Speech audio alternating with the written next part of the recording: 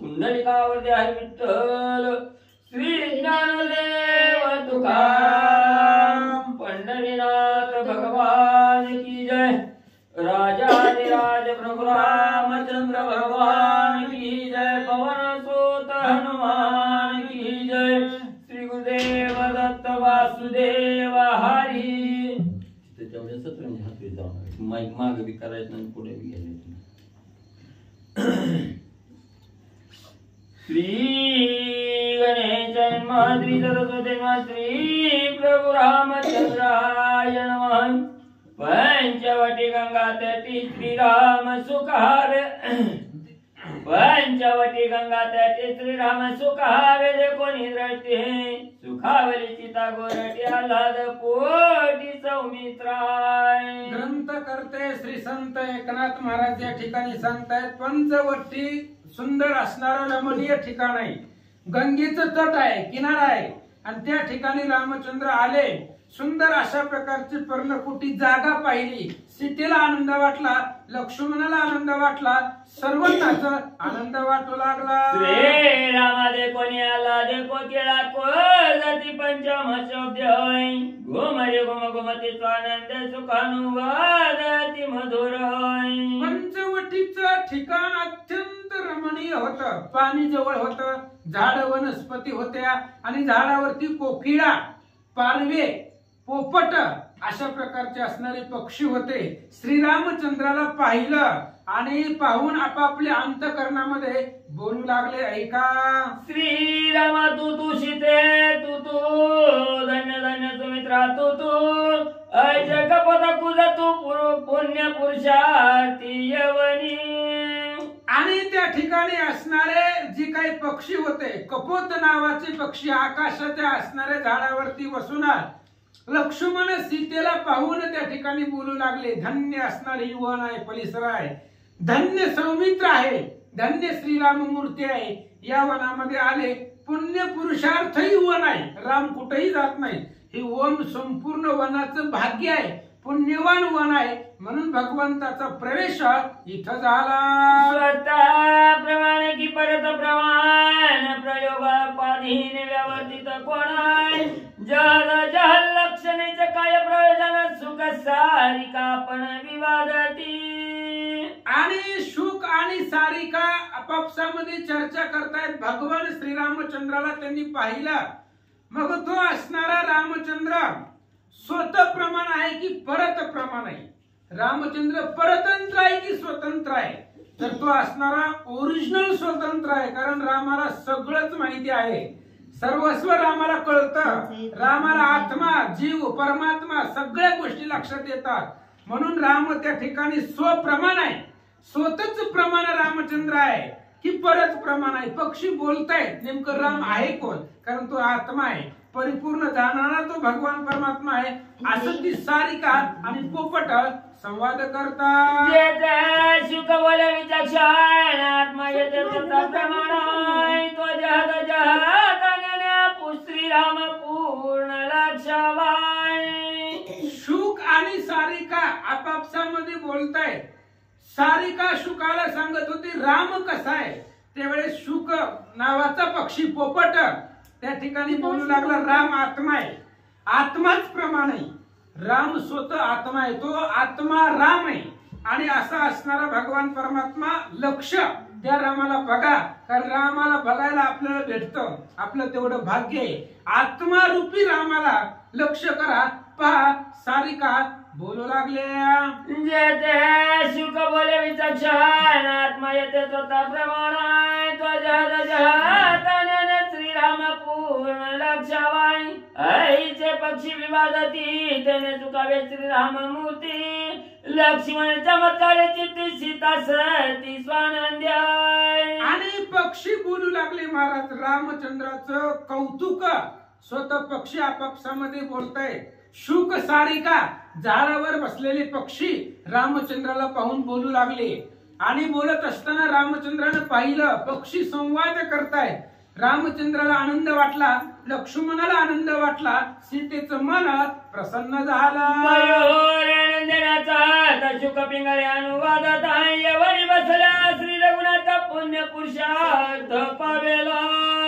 मोर आनंदानं नाचू लागलेला आहे. मोराला खूप आनंद वाटलेला आहे, समाधान वाटलेला आहे.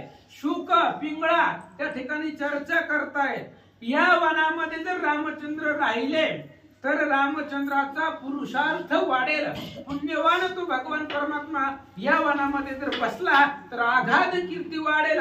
पक्षी बोलतात अति पावन पंचवटी श्रीराम वसले जगजटी. मारिल राक्षसांच्या कोटी सुख संतोषी त्रिलोकी. आणि ही पंचवटीचं ठिकाण आहे, सुंदर रमणीय ठिकाण आहे. गंगेचं तट आहे, गंगेचा किनारा आहे, त्र्यंबकेश्वराचं महादेवाचं अधिष्ठान आहे. आणि अशा पंचवाटिकेमध्ये जर रामचंद्र इतर राहिले तर कोट्यावधी राक्षस मारतील. ही दंडकारण्य राक्षसापासून मुक्त करतील असं पक्षी बोलतात. कोणी पक्षांचे कुजित संतोष रात्री रघुनाथ सौमित्राशी सोय सांगत आश्रम ते निर्मावाय. पक्षांचं जे काही बोलणं होतं, पक्षांचा संवाद आपापसामध्ये पक्षी बोलत होते त्यांच्या भाषेमध्ये. आपल्याला कळतं का पक्षी बोललेलं, मांजर बोललेलं, जनावर बोललेलं कळतं का? आपण रामाला कळतं, कारण मुंगीच्या मनातलं ओळखू येतं रामाला. पक्षी तर मोठमोठ्याने शुक, सारिका, पोपट ही सगळे असणारी बोलत असताना रामानं पाहिलं. लगेच रामानं लक्ष्मणाला सांगितलं इथंच्या इथं आश्रम सुंदर अशा प्रकारचा तयार करा. अरुणा वरुणा संगम सार प्राचीन सरस्वती पवित्र आहे. लक्ष्मणी कपाले सुंदर कपालेश्वर करी सत्वर स्वाश्रमाय. आणि ही तर या ठिकाणामध्ये ही जी गंगा तट आहे, गंगा नदी आहे, इथं अरुण वरुणाचा संगम आहे. अरुण वरुणा नदी या गंगा नदीला मिळालेली आहेत. इथं त्रिवेणी संगम आहे, सरस्वतीचा सुद्धा संगम मिळालेला आहे.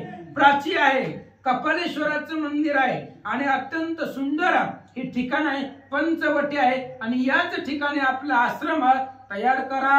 गंगा तीराचा सुशील वृक्ष पुष्पित सफळ आहे. मलया निळच परिमळ सुख प्रवाळ यवनी. गंगाचं तीर आहे, सुंदर अशा प्रकारचं पाणी आहे, सुशील आहे, चांगलं पाणी आहे, थंड आहे. वृक्ष आहेत, झाडाला फुलं आलेले आहेत, सपुष्पित आहे, सुंदर अशा प्रकारचं मनोहर मनाला प्रसन्न करणारं इथलं वातावरण आहे. मलया नर आहे, चंदनाचा सुवास येतोय. अशा पद्धतीने ही जी वन आहे ही वन अत्यंत सुंदर आहे. त्याच्यामुळे इथंच आपला आश्रम तयार करा. सका लक्ष्मण सर्वांगे सुंदर सुलक्षण येते वसत सुख संपूर्ण करी निर्माण आश्रम. लक्ष्मणजी सांगतायत तू माझा सखा आहे, जवळचा आहे. त्याच्यामुळं इथं मला आनंद होण्यासाठी आपल्याला राहण्यासाठी एक पर्णकुटी, काही दिवस आपण इथं राहण्यासाठी सुंदर अशा प्रकारचा आश्रम, जे आश्रमाला बघून मलाही आनंद होईल, सीतेलाही आनंद वाटेल असा आश्रम तुम्ही तयार करा. लक्ष्मणाच्या लक्षण नाम नोंदणे आपण श्रीवंदनी श्रीरामचरण करी निर्माण आश्रम. लक्ष्मणाचं एकच तप होतं महाराज, सुमित्रेने सांगितलं होतं सांगल ती ऐकायचं. त्याच्यामुळे लक्ष्मणाकडे नाही शब्दच नव्हता. रामानं काही सांगू द्या करायचं, तातडीनं करायचं. त्याच्यामुळे लक्ष्मणजी नाही म्हणत नव्हते. दादा काय म्हणाय, आश्रम तर इथं तुम्ही म्हणताल तसं कधीच नाही म्हणत नव्हते लक्ष्मण. सुमित्रा मातेची आज्ञा होती. त्याच्यामुळे रामचंद्राने सांगितलं आश्रम तयार करा. तीच आज्ञा शिरसावंद्य मानली आणि आश्रम तयार करायला सुरुवात केली. यज्ञशाळा, द्विजशाळा, जीवनशाळा, शयनशाळा, निर्मिली पर्णशाळा, अतिविशाळ ऋषिवास. आणि एक आश्रम आपल्यासाठी बनवला यज्ञ करण्यासाठी, दुसरी त्या ठिकाणी शाळा बनवली. ब्राह्मण जर आलेच रामचंद्र इथं आहेत म्हणून, मग त्यांना राहण्यासाठी एक आश्रम, त्याला द्विजशाळा सांगितलं. वृंदावने बनवली. पुन्हा त्या ठिकाणी असणारे शयनशाळा, झोपायला सुद्धा जागा लागते ऋषी मुनीला, साधू मुनीला.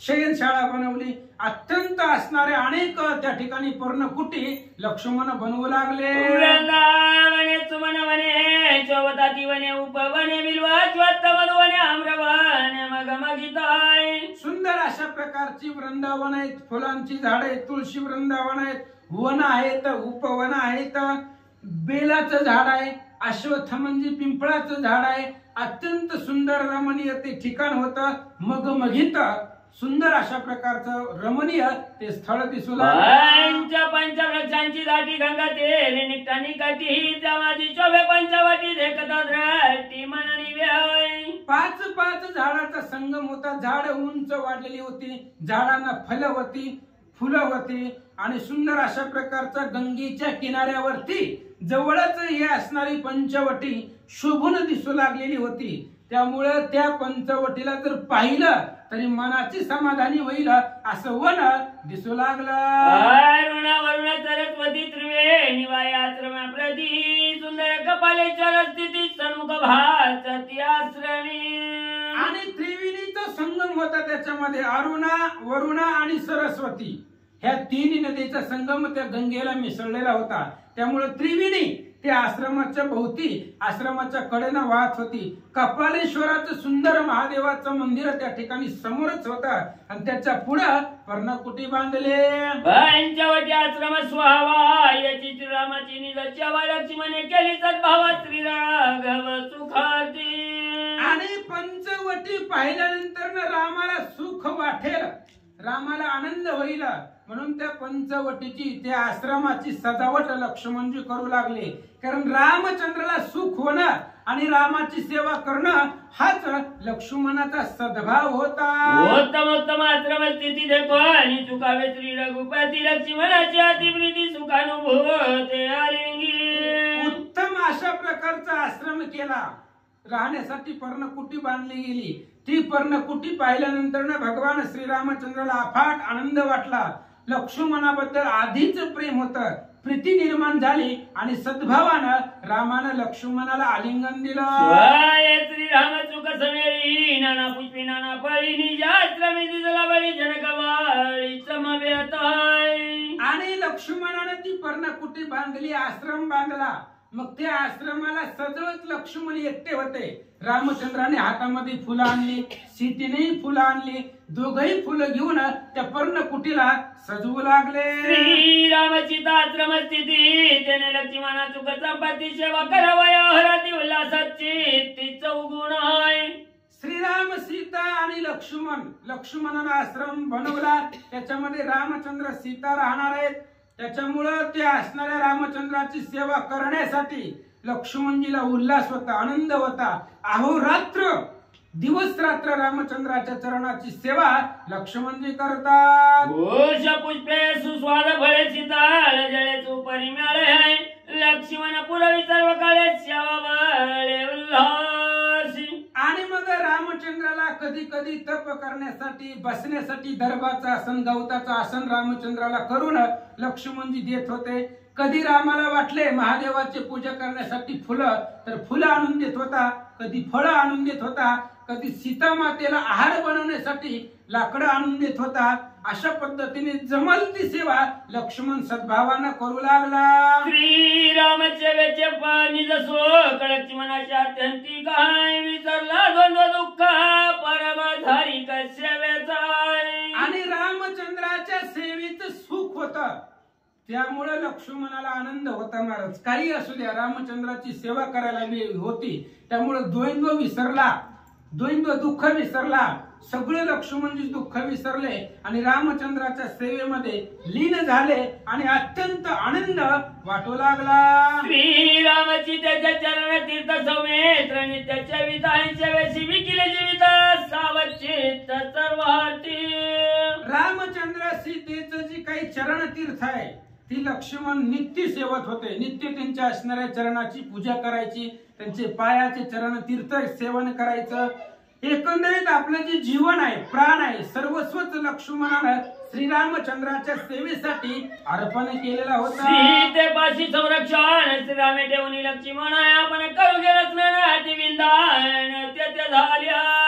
आणि एक दिवस असं झालं, लक्ष्मणजी सेवा करण्यासाठी बसलेले होते, सेवा रोज करत होते. आणि एकदा असं झालं, रामचंद्राला त्याच गंगेमध्ये स्नान करण्यासाठी जायचं होतं.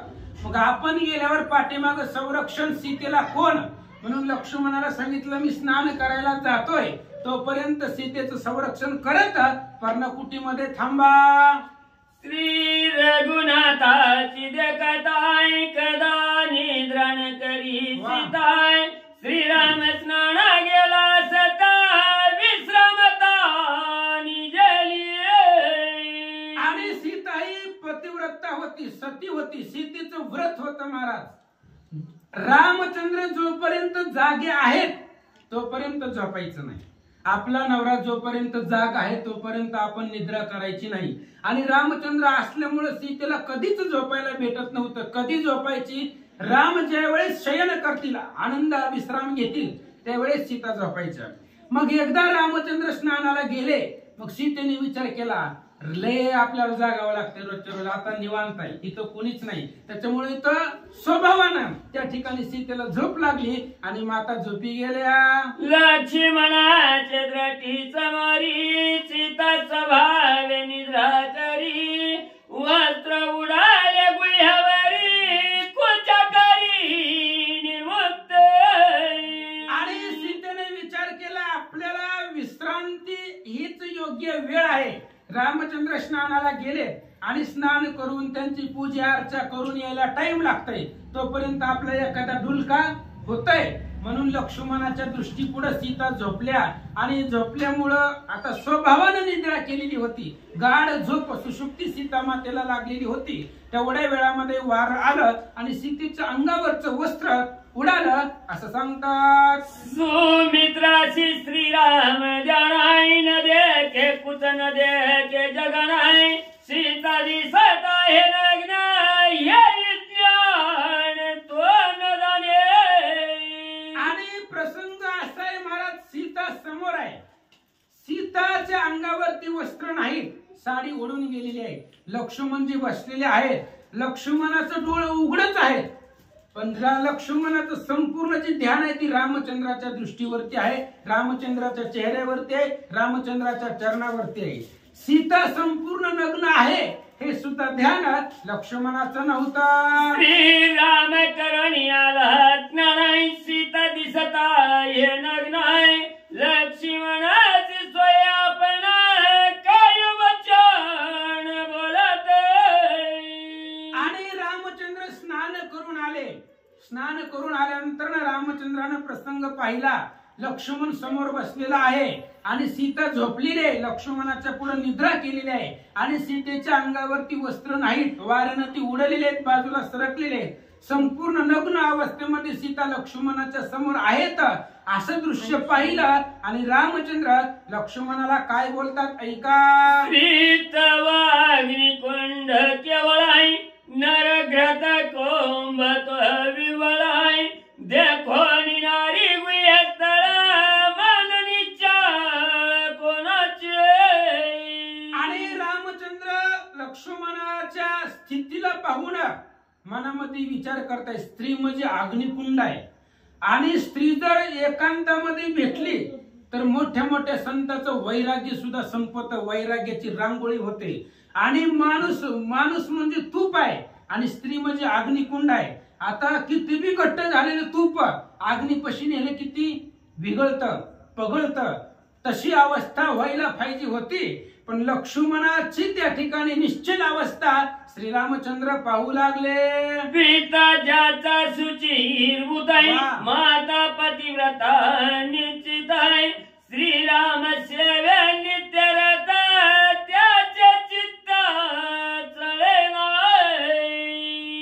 लक्ष्मणाच्या दृष्टीपुढे सीता आहे, पण लक्ष्मणाचं चित्त तिळा एवढं सुद्धा चढलं नाही, कारण दृष्टीच रामचंद्राकडे होती। डोळे जरी उघडे असले तरी संपूर्ण ध्यान रामचंद्राकडे होतं, दृष्टी रामाकडे होती। अहो ज्याचे वडील एवढे अत्यंत पवित्र आहे, राजा दशरथाचं काय सामर्थ्य आहे, देवदिकांना सहाय्य करणारा पुण्य पुरुष तो राजा दशरथ आहे। ज्याचे वडील एवढे सामर्थ्यवान आहे, ज्याची आई पतिव्रत आहे आणि जो रामचंद्राच्या सेवेमध्ये नित्यरत आहे तो लक्ष्मण, ज्याचं लक्ष मनावरती आहे असा असणारा लक्ष्मण, अशा भक्ताचं चित्त स्त्रीला पाहून चळत नाही।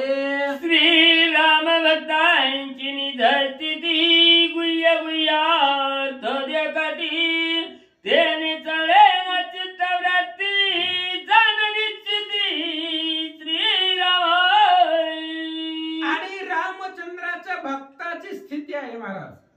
एकमेव निस्सीम जो भक्त आहे भगवंताचा, त्याला भगवंताशिवाय काहीच दिसत नाही, त्यामुळे तो विषयाला स्पर्श करू शकत नाही, विषय त्याच्या जवळ येत नाही, चिटकत नाही.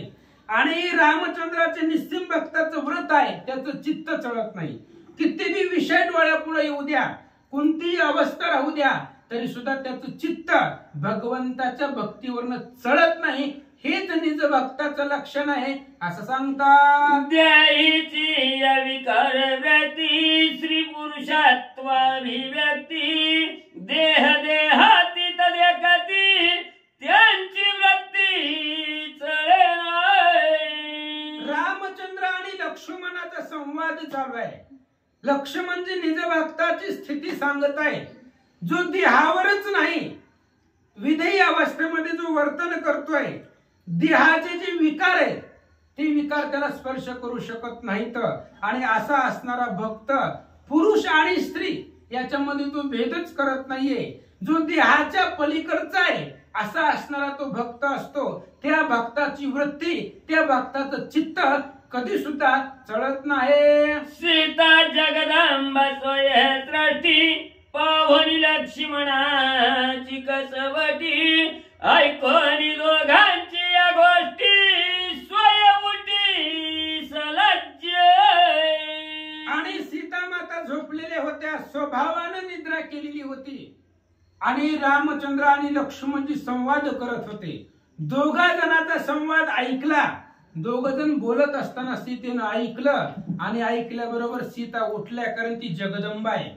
उठल्याबरोबर आपलं जी वस्त्र वाऱ्यानं उडून गेलेलं होतं ते वस्त्र सीतेनं सावरलं. लक्ष्मणाची कसवटी कासोटी, लक्ष्मणाचं तपश्चर्या, लक्ष्मणाचा प्रताप सीतेनं पाहिला, लज्जित झाल्या. ऐका लक्ष्मणाची स्थिती देखताय सीतेने चरणी ठेविला माताय सोय श्रीराम झाला वंदिता परम पूज्यता सौमित्री.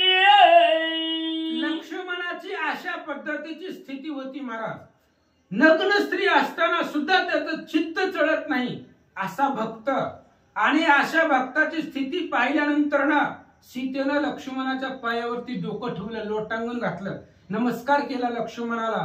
रामचंद्रानं सुद्धा लक्ष्मणाला नमस्कार करावा, रामानं सुद्धा लक्ष्मणाला वंदन केला, दृढ अशा प्रकारचं आलिंगन दिलं आणि पूजनीय असणारा तो लक्ष्मण आहे असं सांगतात. उलट झालं कसं असं झालं नाही की बरोबर सांगितलं. लक्ष्मणच्या पाय पडले. लक्ष्मणाची स्थिती देखताय सीतेने चरणी ठेविला माताय सोय श्रीराम झाला वंदिता परम पूज्यता सौमित्री. राम भक्ताच्या पाया पडतो महाराज, पण भक्ताची स्थिती तशी लागते. लक्ष्मण त्या ठिकाणी असणारा निश्चळ वृत्तीचा होता, त्यामुळे रामानं अशी स्थिती बघितली लक्ष्मणाची. आपली पत्नी संपूर्ण उघडी आहे समोर, तरी सुद्धा त्याचं चित्त ढळत नाही असा असणारा तो लक्ष्मण पाहिल्यानंतर ना पूजनीय होता. म्हणून रामचंद्रानं सुद्धा त्याला नमस्कार केला, वंदन केला, सीतेनं लोटांगण घातलं. परम पूज्य असणारा तो लक्ष्मण जे होते असं सांगतात. लक्ष्मण घालून लोटांगणाय दोहींच्या मस्तकी धरिले चरणाय सेवा सुख द्यावे माझा पण पूर्ण पूज्यपण श्रीराम. आणि मग लक्ष्मणानं रामाला लोटांगण घातलं आणि मग सांगितलं, भगवंत आम्हाला फक्त सेवा द्या. दोघांच्याही चरणावरती लक्ष्मणानं डोकं ठेवला, मस्तक ठेवला, आलिंगन दिला आणि सांगितलं सेवेचं सुख मला द्या, मला दुसरं काही सुद्धा नको. तुमची सेवा करणं याच्यासाठीच मी वनामध्ये आलोय आणि तेच मला अपेक्षित आहे. त्यामुळे जेवढी तुम्हाला सेवा देता येईल किंवा मला करता येईल तेवढी करील. लक्ष्मणजी सांगतात. ऐको हानीचा मित्र वचन श्रीराने देता लिंगन दोघांना दोन्ही पण झाले परिपूर्ण परब्रह्म. लक्ष्मणाचं वचन ऐकलं, लक्ष्मणाचं बोलणं ऐकलं, रामचंद्रानं आलिंगन दिलं. आलिंगन दिल्यानंतर ना देवभक्ताची भेटी झाली, दोघं एकच झाले, परिपूर्ण परब्रह्म झाले. दोघांनाही दोन्ही पण आठवणा गेला असं सांगतात. भावनी या पूर्ण बोध लक्ष्मणाचा सेवेचा आल्हाद सेवेला झाला सावध कथानुवाद संत एकनाथ महाराज सांगतायत इथं लक्ष्मणाची निश्चळ स्थिती सांगितली. आता दोघांनी एकमेकाला आलिंगन दिलं. लक्ष्मणाला सेवेचा आनंद आहे. याच्यानंतर ना काही कथा झाली ऐका. लक्ष्मण जाऊन वनाची नित्याने वन फळाची तव त्याने वनी एक दिवशी आचार्याची देखील आहे. आणि लक्ष्मणजी रोज वनामध्ये जात होते. वनामधली फळं फुलं रामाच्या सेवेची चरणाची सेवा करायला फुलं आणि रामाला आहारासाठी फळं लक्ष्मण रोज घेऊन येत होता. पण एक दिवस वनामध्ये लक्ष्मणजी फुलं आणण्यासाठी गेले आणि एक आश्चर्य बघितलं.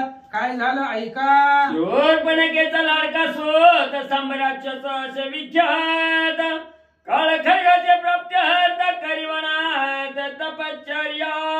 आणि एक दिवस असं घडलं की शूर्पणखेचा लाडका एकच मुलगा त्याचं नाव सांब होतं आणि तो वनामध्ये तपश्चर्या करत होता. काळाचं असणारं खड्ग आल्यानंतर आपण त्रिजगतामध्ये विजयी होऊ.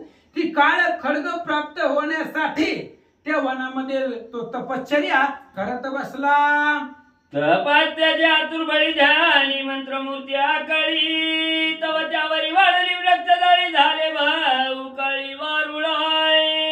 लक्ष्मण जिथं उभा होते तिथंच सांबी तपश्चर्या करत बसलेला होता. पण झालं असं होतं लक्ष्मण आता आले होते पण सांब अनेक वर्षापासून काळ खड्ग मिळवण्यासाठी तपश्चर्या करत होता. काळ खड्ग मिळावं म्हणून बसलेला होता आणि बसलेल्या जागेवरती वारुळ झालेलं होतं. त्याच्या भोवती झाडांच्या वेली सगळं वाढलेलं होतं. त्यामुळे आतमध्ये सांब दिसत नव्हता असं सांगतात. सांब तपश्चर्याती अद्भुत आहे खग्रचिताय काळ खड्गवत प्राप्त झाले विपरीत दृष्ट्या.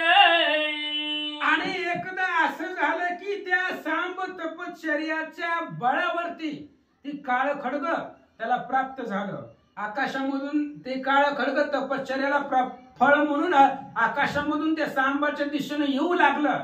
पण त्या सांबाचं अदृष्ट होतं त्याचं प्राप्तन नव्हतं. काय झालं ऐका. खड्ग उतरता तत्वराय तव शस्त्र देवता करी विचाराय सांब महापापी दुर्धरा खड्ग्या घोर करील. आणि शस्त्र ही देवता आहे. खड्ग म्हणजे तलवार आकाशामधून येत होती सांबाकड कारण त्याला मिळणार होती तपश्चर्या त्याची होती. पण येत असताना खड्गानं शस्त्र देवतेने विचार केला सांबी इथं आहे आणि लक्ष्मण सुद्धा इथं आहे. मग आपण नेमकं कुणाच्या हातामध्ये जायचं ऐका. निर्दळील ब्राह्मणाय वध करील दिन जनाय त्याच्या हातावी स्पर्शना शरण लक्ष्मणा मी होईन. ते असणाऱ्या शस्त्र देवतेने विचार केला इथं सांब बसलेला आहे आणि लक्ष्मण म्हणजे इथंच आहे. मी जर ह्या सांबाच्या हातामध्ये आले ती खड्ग तलवार विचार करतोय बघा. मी जर या सांबाच्या हातामध्ये आले तरी काय करेल महाराज लोकांना हुडकू मारेल. सगळं पुती पुराण बंद पाडेल. साधू मुनिजनाला त्रास देईल. ह्याच्या हातात जर मी आले तर सगळं अधर्म माझ्याकडून हा करून घेईल. म्हणून याच्या हाताला स्पर्श न करता शरण लक्ष्मणा मी होईन. लक्ष्मणाच्या हातामध्ये जर मी केले तर काय होईल.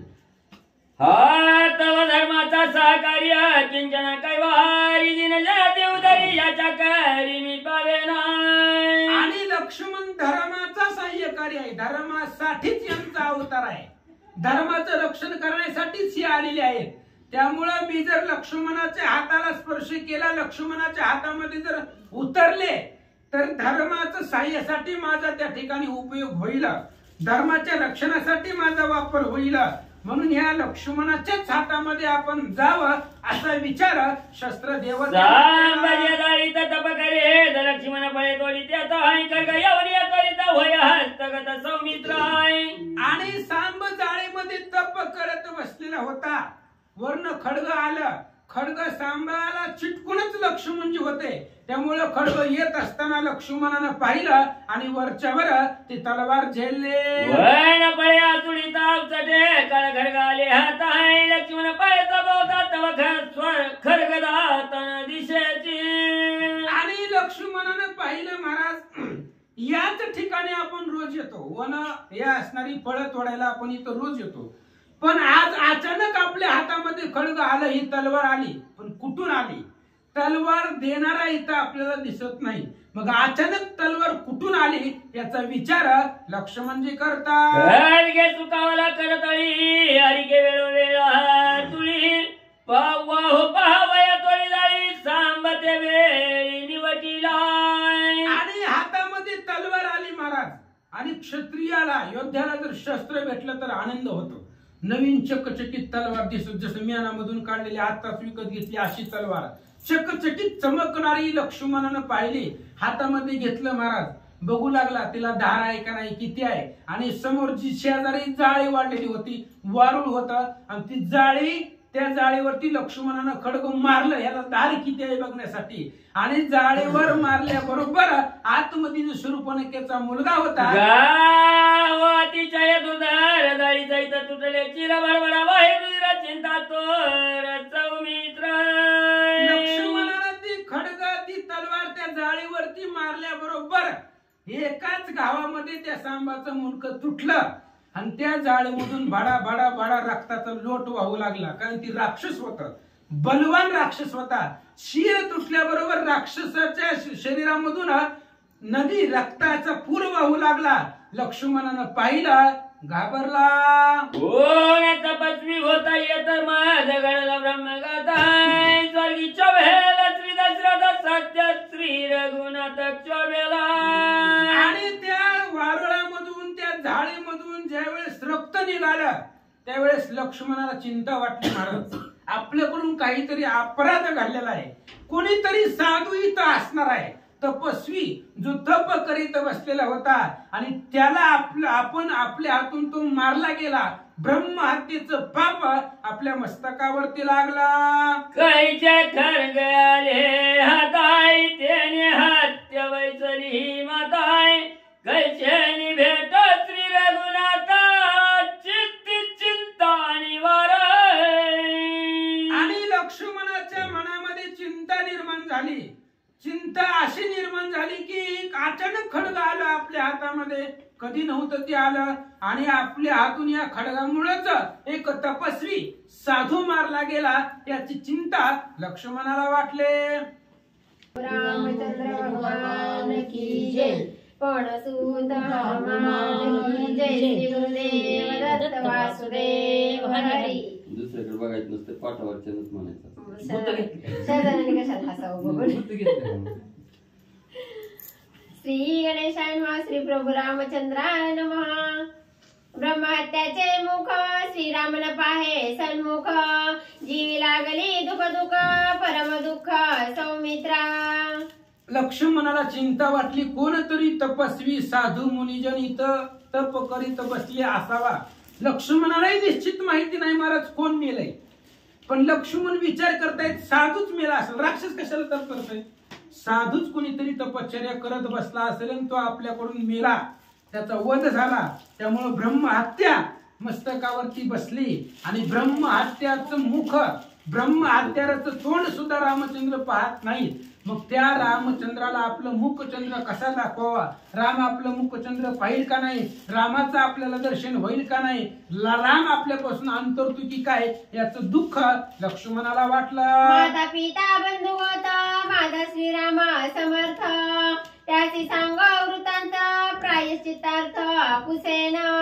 आणि मग लक्ष्मणाने विचार केला, लपवायचं नाही म्हणलं, जी घडलंय ती सांगायचं, कारण आता इथं आई वडील बहीण भाऊ सगळं आपलं रामचंद्रच आहे, सर्वस्व रामचंद्र आहे, त्यामुळे आता रामापासून काहीच लपवायचं नाही. मग रामाला घडलेलं सगळी हकीकत कहाणी सांगू, जी घडलंय वनामध्ये ती रामचंद्राला सांगू, आणि रामाला प्रायश्चित्त विचारू, जे प्रायश्चित्त राम सांगतील तेच करू. लक्ष्मणजी बोलतात, करिता श्रीराम नाम स्मरण कोटी दोषा होय दहन, त्याची झाली आनंद शरण हत्यारण निमेषार्धे. आणि लक्ष्मणजी विचार करतायत, रामचंद्राचा मुखचंद्र पाहिला व त्याचं नामस्मरण जरी केलं तरी महापापाच्या पर्वत कोडी, कितीही पाप असू द्या, एकाच क्षणामध्ये रामचंद्राचं नाव त्या पापाचं निर्धारण करतं. आणि अशा रामाला जर आपण अनन्य शरण गेलो तर ही जी आपल्याकडून हत्या घडलेली आहे ती हत्येचं हरण निमिषामध्ये होतं, असा विचार लक्ष्मणजी करतात. करिता श्रीराम नाम स्मरण कोटी दोषा होय धन त्याशी झाली अनन्य शरण हत्याहरण निमिषार्धे. रामचंद्राचं स्मरण केल्याबरोबर कोटी अवधी जी काही दोष आहे हत्या आहे ते संपतात. आणि त्याच रामाला जर आपण शरण गेलो तर जी आपल्याकडून हत्या घडलेली आहे ती हत्याचं दोष आपल्याकडून संपेल विचार लक्ष्मणजी करतात. मुखी श्रीराम नामावृत्ती हृदयी श्रीरामाची मूर्ती पावला पावली श्रीराम स्थिती दोष निवृत्ती श्रीरामे. आणि रामचंद्राची नाव मुखामध्ये होतं, लक्ष्मणाच्या मुखामध्ये भगवंताचं नाव सदोदित होतं महाराज. कधी कधी नव्हतं, आपल्या कधी कधी असते ध्यान झाले की. पण सदा नाम घोषा करू हरी कथा तेने सदा चित्ता समाधान. इथंच आनंद आहे आणि इथंच समाधान आहे. लक्ष्मणाच्या मुखामध्ये सदोदित रामाचं नाव होतं, हृदयामध्ये रामाची मूर्ती होती आणि प्रत्येक पावलावरती रामाचं भजन चालू होतं.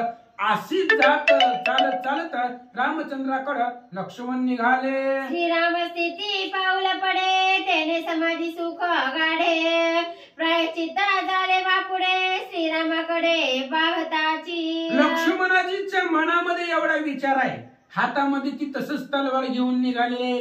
पण जात असताना आपल्याकडून जी वनामध्ये घडलंय ब्रह्महत्या आणि ब्रह्महत्या घडल्यामुळं प्रत्येक पावली रामाचं नामस्मरण होतं.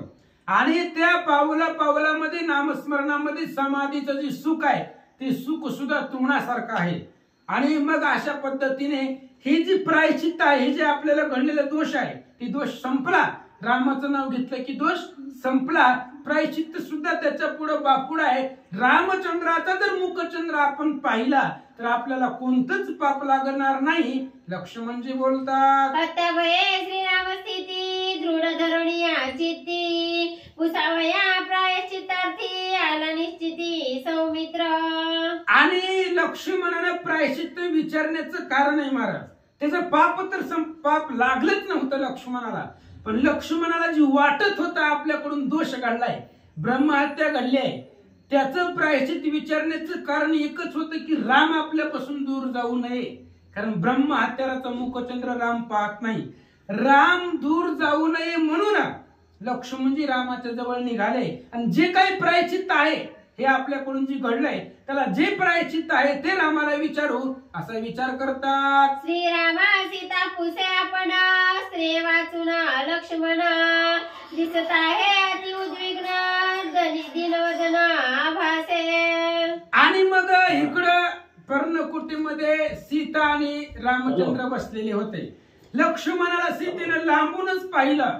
येत असताना सीतेनं लक्ष्मणाचा चेहरा बघितला आणि रामाला सांगितलं खूप दिवस झाला आपण वनामध्ये आलोय. लक्ष्मणाचा चेहरा असा उद्विग्न कधीच दिसला नाही, आज दिसायला लागलाय. रामाने विचारलं सीतेला का बरं असं लक्ष्मणाचा चेहरा दिसायलाय.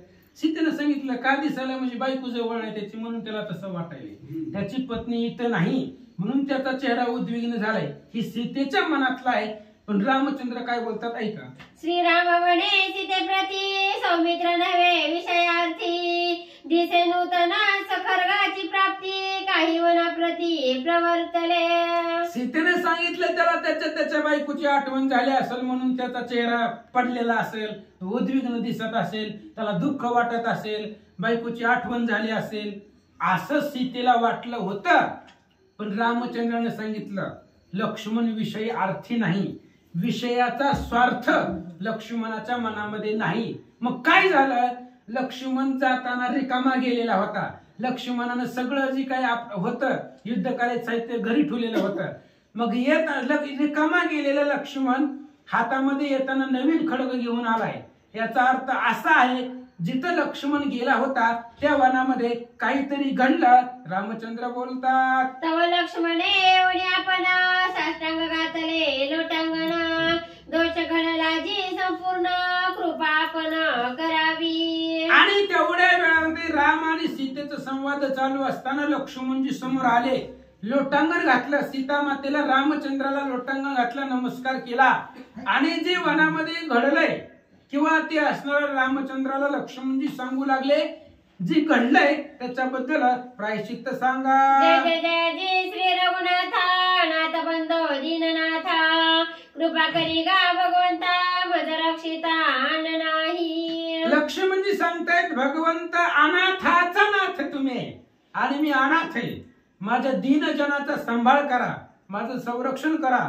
आता या वनामध्ये तुमच्याशिवाय मला कुणीच नाही, माझं सर्वस्वच तुम्ही आहेत, त्याच्यामुळं माझ्यावरती कृपा करा. लक्ष्मणजी बोलतात तळी दरिद्री पाहता वरी आकाश ढवळीता दाई दिशा धांडळीता मज श्री रघुनाथा आन नाही. लक्ष्मणाने सांगितलं रामा जमिनीपासून आकाशापर्यंत जरी निहाळलं पाहिलं, 10 दिशा जरी शोधल्या तरी तुम्ही जेवढं मला आप्तपण आहे किंवा तुमच्यापेक्षा आप्त तुझ्याशिवाय मला जगामध्ये कुणीच नाही.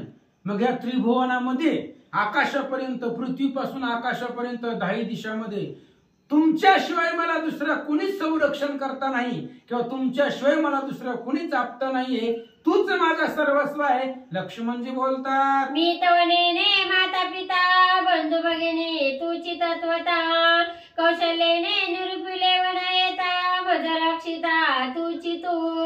आणि लक्ष्मणजी सांगतायत भगवंता मला आई वडील सर्वस्व तुम्हीच आहे. पाठीमागचा 8वा ज्या वेळेस वनामध्ये आपण निघालो त्यावेळेस माझा हात कौशल्याने तुमच्या हातामध्ये दिला होता आणि तुम्हाला सांगितलं होतं याला सांभाळा, जसं घेऊन चालाय तसं माघारी घेऊन या, सांगितलं होतं कौशल्य मातेनं. म्हणून या संपूर्ण त्रिभुवनामध्ये तुम्हीच माझे संरक्षण करते आहेत, तुम्हीच माझे सगळं सर्वस्व आहेत. लक्ष्मणजी बोलतात लक्ष्मणाचे दीन वचन ऐकूनिया श्री रघुनंदन मग संकेत पुसे आपण येरू मस्तक हलवून सांगता होय.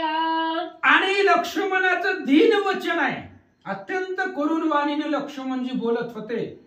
त्यावेळेस रामानं विचारलं, संकेतानं म्हणजे विचारलं काय झालं, बोलले नाही काय झालं विचारलं.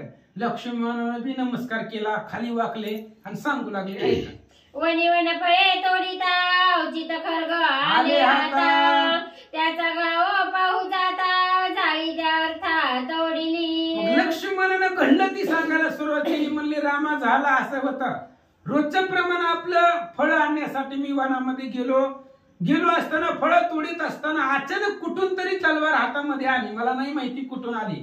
आल्यानंतर मी ती कॅच पकडला, झेलली तलवार आणि झेलल्याबरोबर पाहिलं मला कोणी दिसलंच नाही तर जवळ कोणी. मग ती समोर जाळी होती, भयंकर जाळी वाढलेली होती, वारूळ झालेलं होतं, वाणांचं त्या ठिकाणी जाळी त्याच्यावरती झालेली होती. मग तलवार आहे म्हटल्यावरती याला धार पाहण्यासाठी त्या जाळीवरती मी तलवार मारली आणि वाचा तव जाळीता तप करीता तपस्वी होता वारुळात त्याचा जगड लगात प्रायश्चित्तार्थ मज सांगा. आणि लक्ष्मणजी सांगतायत जाळीवरती मी तलवारीचा घाव मारल्याबरोबर त्या जाळीमधून रक्ताचा पाठच्या पाठ बाहेर आली. मग माझ्या लक्षामध्ये असं आलं की या जाळीमध्ये कोणीतरी साधू होता, कोणीतरी तपस्वी होता जो अनेक वर्षापासून इथं तप करीत बसलेला होता.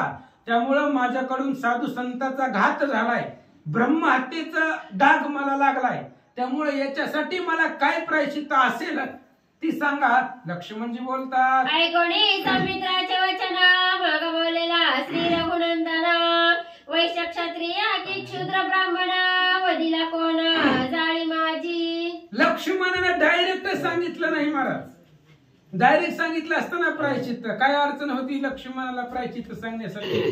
पण रामाने विचारलं बाबा या तू जी म्हणतोय ना साधू मारला, साधूच मारला कशावर ना. त्यामुळं त्या जाळीमध्ये तपच्या आता प्रायश्चित्त द्यायचं म्हटल्यावर कोण मारलं हे बघावं लागतंय. मग कोणत्या वर्णामधला मारला, ब्राह्मण शूद्र वैश्य क्षत्रिय 4 वर्ण आहेत. मग 4 वर्णामध्ये नेमकं कुणाला मारलंय, कारण प्रेताची परीक्षा झाल्याशिवाय प्रायश्चित्त देता येत, नेमकं कोण मारलं हे कळायला पाहिजे. त्याच्यामुळे हे 4 वर्णापैकी तू कुणाला मारलं सांगा. न करिता हा इत्यर्थ सांगता नये प्रायश्चित्तार्थ लक्ष्मण धाडीला त्वरित परीक्षार्थ प्रेताच्या. आणि रामचंद्र सांगतायत लक्ष्मण आल्यापासून तो म्हणायला ब्रह्महत्याचा राग लागला, साधूला मारलं, तपस्वी मारलं, तुला माहिती का कोण मेलं? कोण मेलं तुला माहिती नाही? मग जा, जिथं जाळी होती जिथं तू मारलंय तिथं रिटर्न जा, रिवर्स, आणि तिथं जाऊन बघ जी प्रेत आहे ती प्रेत बघ, तिथं कोणाचं प्रेत आहे, ती प्रेताची परीक्षा कोणाचं प्रेत आहे बघ, आणि मला येऊन सांग, मग मी त्याचं प्रायश्चित सांगतो. रामचंद्र बोलतात लक्ष्मण ते शरीर पाहे डोळा, भ्यासुर मुख दाडा विक्राळा, कापलाय सास बाह्य काळा, नेत्र नला सारिखे. आणि लक्ष्मणानं ते शरीर पाहिलं महाराज, ज्याचा घात आपल्याकडून झालाय ते शरीर पाहिलं तर भयंकर आकृती होती, मोठमोठ्याला शरीर होतं त्याचं, डांबरासारखा काळा, अत्यंत क्रूर असणाऱ्या शरीराचा, भयंकर डोळे, असा असणाऱ्या राक्षसाची आकृती लक्ष्मणाला दिसू लागले. लक्ष्मण सांगे इत्यर्थ मजगडला राक्षस घात, ऐकोणी हासे श्री रघुनाथ, मुख्य धर्मार्थ हा आम्हा. लक्ष्मण परत महागारी रामचंद्रापाशी आले आणि सांगितलं, रामा माझ्याकडून जे मारलंय ती राक्षस मारले, ते शरीर राक्षसाचं आहे. रामचंद्र हसले, म्हणले आपण त्याच्यासाठी चालूय, आपला धर्मच आहे, दैत्याची कुळे नाशी, दैत्याचं कुळ ठेवायचं नाही, हे आपला धर्म आहे, आपण याच्यासाठीच वनामध्ये आलोय, त्यामुळे राक्षसाला मारलं. चुकून का मारणार, आपल्याला मुद्दाम का नाही, राक्षसच मारायचे, याच्यासाठी आपण आलो. रामचंद्र बोलतात तुझ नाही निज ज्ञान, शस्त्र देवता ती सज्ञान, तिने जाणून आपण दुष्ट निर्जन स्वयं केले. लक्ष्मणजी रामचंद्र लक्ष्मणाला सांगतात, लक्ष्मणा तुला ज्ञान नाही, पण शस्त्र देवता अत्यंत सज्ञान आहे. ही शस्त्र देवतेने विचार केला, लक्ष्मणाच्या हातून सांबाला मारायचं, सांब जर सावध असता तर लक्ष्मणाला कदाचित आवडला नसता. एवढे वर्ष झालं तप करतोय महाराज, कशासाठी करतोय? विजय मिळण्यासाठीच करतोय. त्याच्यामुळे शस्त्र देवता सज्ञान आहे, तुझ्या हातामध्ये प्रवेश केला आणि दुष्ट राक्षस तुझ्या हातून मारवला. रामचंद्र सांगतात तो जरी सावध असता तरी करिता तुझे घाता, तुझ प्रसन्न शस्त्र देवता झुंजता निर्दाळीला. रामचंद्राने सांगितलं, लक्ष्मणा तो सांब जर सावध असता तर रणांगणामध्ये तुला ऐकला नसता, कारण त्याचं तपश्चर्याचं बळ, प्रताप, शौर्य कदाचित तुझ्या पुढे तू जिंकू शकला नसता. पण शस्त्र देवता हुशार आहे, तिनं कुठल्याही प्रकारचं साहस न करता, युद्ध न करता त्या राक्षसाला तुझ्या हातून मारवलं. रामचंद्र सांगतात राक्षसा तरबळे होता, दुर्धर तपी शस्त्र प्राप्त्यर्था, दुष्टावरी क्षोभणी क्षत्र देवता, त्याचीच घाता तिने केले. आणि राक्षस आतुर बळी होता, बलवान राक्षस होता, तो शूर्पणखेचा मुलगा आहे, बलवान, ते दुर्धर असणारा तो राक्षस होता. अनेक वर्षापासून तप करत होता हीच शस्त्र प्राप्त करण्यासाठी. पण शस्त्र देवता अत्यंत सज्ञान आहे, दुष्टावरती रागवली, तुझ्या हातामध्ये प्रवेश केला आणि त्याच दुष्टाला त्या शस्त्र देवतेनं मारवलं. रामचंद्र सांगतात तपस्व्याच्या केले घाता, दोष बैसला माझे माथा, ऐसे न म्हणावे तत्वता, दोष सर्वथा न मानावा. आणि रामचंद्र सांगतायत, मगापासून तू म्हणायला साधू मारला, संत मारला, तपस्वी मारला, आता बघितलंय डोळ्यानं राक्षस मारलाय, ती आपल्यासाठी चांगलंच आहे, आपण त्याच्यासाठी आलोय. त्यामुळे आता साधूला मारलं, तपस्वीला मारलं, माझ्या डोक्यावरती दोष लागला असं काही म्हणू नको, स्वतःला दोषी समजू नको. भगवंत बोलतात करावया राक्षसांचे घात, आम्ही आलो असो या वनात, शस्त्रे धरणी तुझात, केला प्राणांत दुष्टाचा. आणि रामचंद्र सांगतायत, तू जे केलंय ते करण्यासाठीच आपण आलोय. मग तू चुकून का होईना, जे काम तू केलेलं आहे त्याच्यासाठीच आपण वनवासामध्ये आलेलो आहे. म्हणून शस्त्र देवतेनं तुझा हात पकडला, तुझा हात धरला आणि तुझ्या हातामधून दुष्ट असणाऱ्या त्या सांबाचा वध तुझ्या हातून करवला. रामचंद्र सांगतात तू तव नवेसी कर्म करता, तुझ्या घरोनिया हात धरोनिया हाता, दुष्ट जमिला शस्त्र देवता, दोष सर्वथा तुझ नाही. तुला कुठल्याही प्रकारचा दोष नाही, कारण तू काही केलंच नाही. शस्त्र देवता अचानक तुझ्या हातामध्ये आली आणि तू स्वभावानं मारलं महाराज. आता तुला माहिती होतं का त्या जाळीमध्ये कोण आहे? पण शस्त्र देवतेला माहिती होतं. तुला नव्हतं माहिती, पण जी शस्त्र देवता तुझ्या हातामध्ये आले तिला माहिती होतं. म्हणून तुझा हात पकडला आणि दुष्ट असणाऱ्या त्या सांबाचा वध तुझ्या हातून घडवला, मारला. त्यामुळे तुला दोष नाही. दोष नाही तुझे माता, पुसणे न लगे प्रायश्चित्ता. असे श्रीरामा बोलता उल्हासता सौमित्र. आणि लक्ष्मणजीला सांगितलं रामचंद्राने, कुठल्याही प्रकारचा दोष मानू नका. तुमच्या मस्तकावरती दोषच नाही, त्यामुळं प्रायश्चित विचारण्याची गरज नाही. कारण राक्षस मारले आणि ते आपलं कर्तव्यच आहे, त्याच्यामुळे प्रायश्चित्ताची गरज नाही असं रामचंद्राने सांगितल्यानंतर लक्ष्मणाला आनंद वाटला. धन्य ज्ञान श्री रघुनाथा, शोधून काढिले इत्यर्था. मी तव नवे कर्म करता, दोष सर्वथा मज नाही. लक्ष्मणजींनी विचार केला, रामचंद्राकडे आगाध ज्ञान आहे, अद्भुत ज्ञान आहे, रामालाच सर्वस्व ज्ञान प्राप्त आहे. आणि असा असणारा राम, धन्य असणारं ज्ञान त्या भगवंताकडे, प्रेताची परीक्षा पाहणं. आणि असं सर्व रामचंद्राने सांगितल्यावर लक्ष्मणाला आनंद वाटला. कुठलंच कार्य मी केलं नाही, कारण मी केलेलं कार्य सगळं रामार्पण, जे काही करू द्या. हनुमंतानं जेवढी राक्षस मारली ती सगळी मारलेलं पाप हनुमंताला नाही, कारण ती रामचंद्र सर्वस्व रामार्पण कृष्णार्पण. तसं आपण काहीच केलं नाही, जी करतोय तो रामचंद्रच करतोय, आपण काही करत नाही. 2 मिनिटांमध्ये सांगतो महाराज. प्रहस्त त्या असणाऱ्या बिभीषणानं एवढी इज्जत खाल्ली होती रावणाची सभेमध्ये. आणि रावण गेला बिभीषणाला मारायला, तलवार काढून बिभीषणाला मारलं. आता बिभीषणाला वाचवायचं होतं रामाला, पण राम कुठं? मग बिभीषण रावणाच्या समोर होतं, मग कसं वाचवायचं? मग लगेच रामचंद्राने प्रहस्ताकडून ते कार्य करून घेतलं. म्हणजे जी करतोय ती भगवंत करतोय, आपण काही करत नाही. आता प्रहस्तालाही वाटत होतं हे बिभीषण मारावा, ह्याला मारावं, तरी सुद्धा रावण मारत असताना प्रहस्तानं रावणाचा हात धरला. का हात धरला? भगवंतानं सांगितलं पकड, आताच टाइम नाही, याला मारायचंच नाही. कारण हा भगवंताचा निस्सिम भक्त आहे, त्याच्यामुळे जे करतोय ते भगवंत करतोय. लक्ष्मण ती विचार करतायत, मी कोणतंच कार्य केलं नाही, जे घडतंय ते रामचंद्र करून घेतात, त्यामुळं कर्म करता ही माझं मला लागू पडत नाही असं सांगतात. धन्य धन्य श्रीराम कृपा, म्या घेतले दोष संकल्पा. तोची केला निर्विकल्पा, पुण्य पाप मज नाही. आणि लक्ष्मणजी सांगतायत, तुका म्हणे आम्ही झालो अग्निरूप, लागोने दी पाप पुण्य अंगा. आमच्या अंगाला पाप आणि पुण्य स्पर्श करू शकत नाही. का? कारण रामचंद्राचे निस्सिम भक्त आहे. माझ्या मनामध्ये अनेक संशय होते, कोणीतरी मारला असेल, प्रायश्चित्त असेल वगैरे वगैरे.